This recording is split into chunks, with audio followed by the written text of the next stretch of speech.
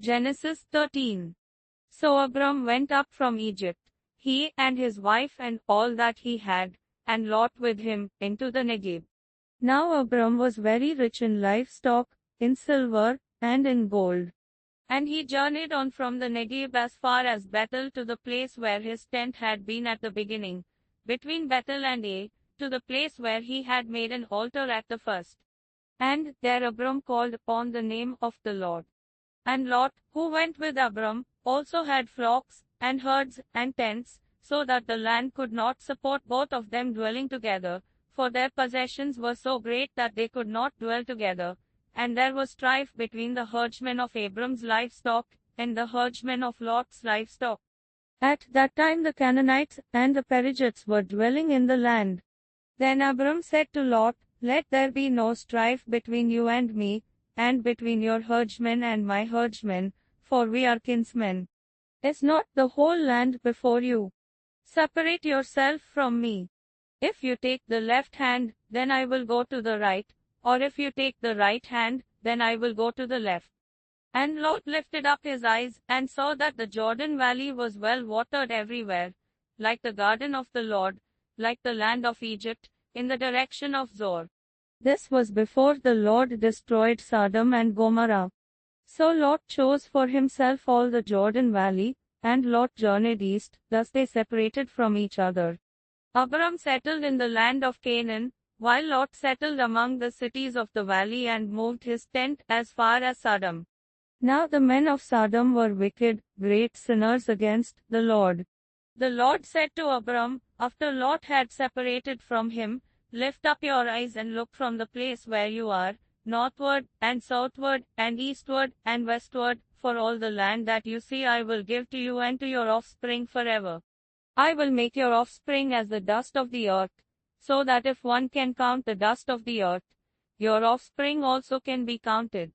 Arise, walk through the length and the breadth of the land, for I will give it to you. So Abram moved his tent, and came and settled by the oaks of Mamre, which are at Hebron, and there he built an altar to the Lord.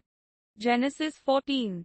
In the days of Amraphel king of Shinar, Arioch king of Ellasar, Chedorlaomer king of Elam, and Tidal king of Goyim, these kings made war, with Bera king of Sodom, Birsha king of Gomorrah, Shinab king of Admah, Shimba king of Jeboim, and the king of Bela, that is, Jor. And all these joined forces in the valley of Siddim, that is, the Salt Sea. 12 years they had served Chedorlaomer, but in the 13th year, they rebelled. 5 in the 14th year, Chedorlaomer and the kings who were with him came and defeated the Rephaim in Ashtaroth Karnaim, the Juzim in Ham, the Emim in Shaveh Kiriathaim, and the Horites in their hill country of Seir as far as El Paran on the border of the wilderness.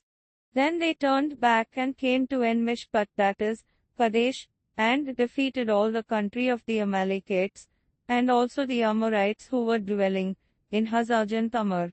Then the king of Sodom, the king of Gomorrah, the king of Admah, the king of Jeboim, and the king of Bela, that is, Jor, went out, and they joined battle in the valley of Siddim with Chedorlaomer king of Elam, Tidal king of Goyim, Amraphel king of Shinar, and Arioch king of Ellasar, 4 kings against 5. Now the valley of Siddim was full of bitumen pits, and as the kings of Sodom and Gomorrah fled, some fell into them, and the rest fled to the hill country. So the enemy took all the possessions of Sodom and Gomorrah, and all their provisions, and went their way.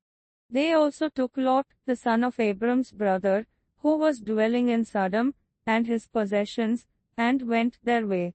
Then one who had escaped came, and told Abram the Hebrew, who was living by the oaks of Mamre the Amorite, brother of Eshcol, and of Aner.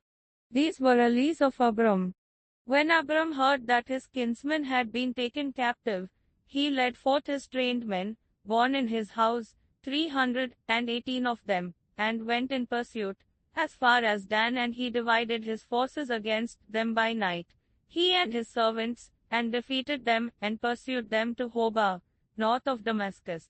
Then he brought back all the possessions, and also brought back his kinsman Lot with his possessions, and the women and the people.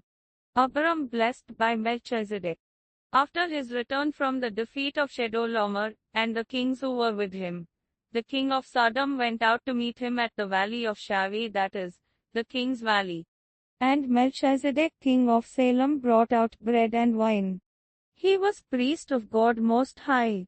And he blessed him and said, Blessed be Abram by God Most High, possessor of heaven and earth. And blessed be God Most High, who has delivered your enemies into your hand. And Abram gave him a tenth of everything. And the king of Sodom said to Abram, Give me the persons, but take the goods for yourself. But Abram said to the king of Sodom, I have lifted my hand to the Lord, God Most High, possessor of heaven and earth, that I would not take a thread, or a sandal strap or anything that is yours, lest you should say, I have made Abram rich. I will take nothing but what the young men have eaten, and the share of the men who went with me. Let Aner, Eshcol, and Mamre take their share. Genesis 15. After these things the word of the Lord came to Abram in a vision, Fear not, Abram, I am your shield, your reward shall be very great. But Abram said, O Lord God, what will you give me, for I continue childless, and the hire of my house is Eliezer of Damascus. And Abram said, Behold, you have given me no offspring, and a member of my household will be my hire. And behold, the word of the Lord came to him, This man shall not be your hire, your very own son shall be your hire. And he brought him outside, and said, Look toward heaven, and number the stars, if you are able to number them. Then he said to him, So shall your offspring be. And he believed the Lord, and he counted it to him as righteousness. And he said to him, I am the Lord who brought you out from Ur of the Chaldeans to give you this land to possess. But he said, O Lord God, how am I to know that I shall possess it? He said to him, Bring me a heifer 3 years old, a female goat 3 years old, a ram 3 years old, a turtle dove, and a young pigeon.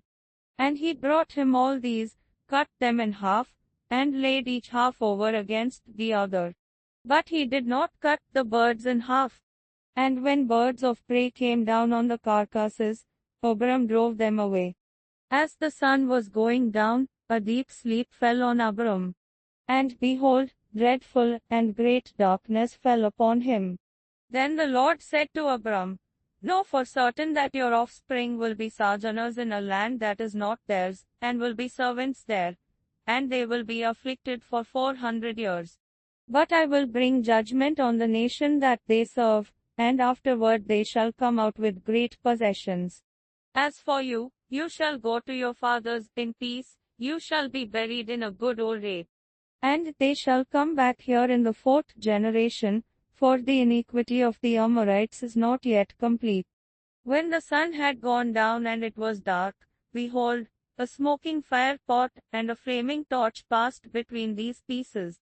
On that day the Lord made a covenant with Abram, saying, To your offspring I give this land, from the river of Egypt to the great river, the river Euphrates, the land of the Kenites, the Kenizzites, the Kadmonites, the Hittites, the Perizzites, the Rephaim, the Amorites, the Canaanites, the Girgashites and the Jebusites.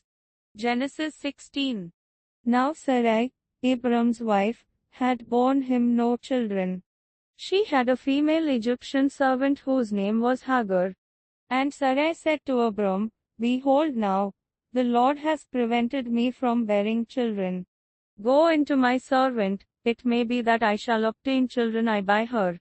And Abram listened to the voice of Sarai. So, after Abram had lived 10 years in the land of Canaan, Sarai, Abram's wife, took Hagar the Egyptian, her servant, and gave her to Abram her husband as a wife. And he went into Hagar, and she conceived.